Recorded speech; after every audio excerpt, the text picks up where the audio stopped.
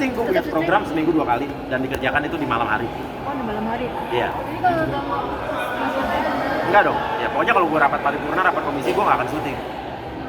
lagi membawa misi apa Mas sekarang ini di DPR sendiri yang mau dinaikkan? Karena gue ada di Komisi 9 berhubungan dengan kesehatan, ya gue pengen bagaimana transformasi kesehatan yang digaung-gaungkan ini berjalan dengan baik, bahwa masyarakat ini mendapatkan pelayanan kesehatan yang maksimal. BPJS Kesehatan juga mungkin kalau ada kurang-kurangnya bagaimana kita perbarui, kita terus kawal. Terus BPJS Ketenagakerjaan juga banyak orang-orang yang nggak tahu kalau BPJS Ketenagakerjaan itu penting. Gue lagi banyak sosialisasi tentang itu, dan malah ada beberapa masyarakat di dapil gue yang gue bayarin BPJS Ketenagakerjaan biar mereka ikut pakai duit pribadi gue. Dan untuk PMI TKI minta tolong sama gue, setiap hari itu ada ratusan PMI TKI yang minta tolong sama gue. Dan gue bekerja, gue nggak tahu sekarang. Kalau dulu gue kan bekerja sebagai pribadi. Sekarang gue walaupun kadang-kadang memang masih, bukan kadang-kadang, emang pakai duit pribadi terus mulang-mulangin mereka. Tapi gue sekarang DPR, jadi gue nggak tahu ini gue sebagai apa gitu. Tapi gue tetap ngejalanin itu. Jadi kalau untuk di BPOM kemarin kan udah kan, waktu 2 bulan yang lalu kan gue meminta BPOM untuk memanggil orang-orang yang terkait dengan kasus review kosmetik ini. Gue meminta mereka memanggil Dr. Richard, Doktif, semua yang terkait, siapapun ya, pihak PET, dan udah dipanggil kan. Itu permintaan gue pada saat itu di sidang. Ada di YouTube gue. Bukan YouTube gue, ada di Instagram gue. Itu 2 bulan yang lalu dan sudah dipanggil pas kemarin gue lagi. Pada akhirnya sudah dipanggil semua, gimana respon Mas ini? Artinya kan usulan gue dan masukan gue diterima oleh BPOM dan mereka dipanggil. Karena gue bilang kalau BPOM tidak memanggil mereka, tidak ada ketegasan, abu-abu, artinya ini semakin liar. Dan gue bilang pada saat itu BPOM harus memanggil mereka dan mengklarifikasi uji lab mandiri mereka itu ada dasarnya apa tidak. Kalau emang uji lab mereka ternyata benar, BPOM harus introspeksi diri. Tapi kalau ternyata uji lab mereka juga salah dan tidak bisa ditanggungjawabkan, BPOM juga harus berani untuk menindak mereka.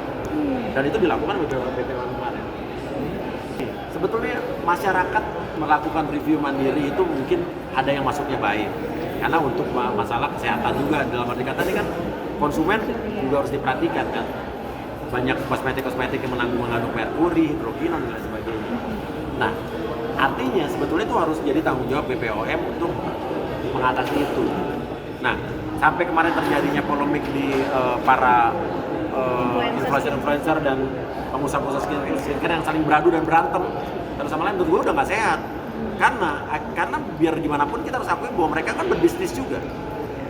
Nggak fair dong mereka melakukan kritik terhadap lawan kompetitornya, tapi mereka punya bisnis juga. Nah, menurut gue itu yang saat itu gue ngomong di rapat dengar pendapat dengan Komisi 9 dan BPOM, gue bilang BPOM harus memanggil mereka secepatnya, dan sudah dilakukan. Dengan statement BPOM dilarang mereview lagi gimana? Ya setuju. BPOM, saya dukung BPOM, tapi BPOM juga berarti harus memperketat juga pengawasannya, ya, uji sampling dan random dan lain sebagainya untuk produk-produk yang beredar itu. Karena mungkin yang dipercaya untuk mereview salah satu mungkin Doktif kali ya yang lagi memang menurut jadi saya sorotan. BPOM nggak perlu ada duta-duta begitu dah. BPOM aja udah. Karena duta-duta nanti ujungnya mereka bisnis juga. Menurut gua udah nggak elegan, nggak fair kalau lo bisnis tapi lo nge-review juga produk lawan lo gitu. Iya. Boleh, saya support, saya dukung, dan saya percaya polisi pasti akan menindak yang benar, ya, dan menindak yang salah dan membela yang benar. Dan ibaratnya saling lapor bagus, jadi biar terbuka semua.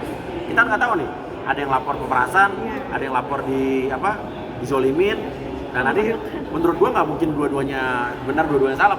Pasti salah satunya ada yang benar, salah satu ada yang salah. Ada skincare yang nakal, ya lo jangan nakal lagi. Sekarang ibaratnya gini lah, gua pribadi nih, gua mendukung banget yang namanya UMKM, skincare lokal. Tapi dengan adanya berita-berita dan kejadian-kejadian yang ada, terus terang gue jadi takut pakai skincare lokal. Gue bukan tidak menghargai, karena emang kita takut. Karena untuk kesehatan wajah gue. Wajah gue udah pas-pasan begini, kalau gue dapet skincare yang nggak bener nanti makin burik, ya kan?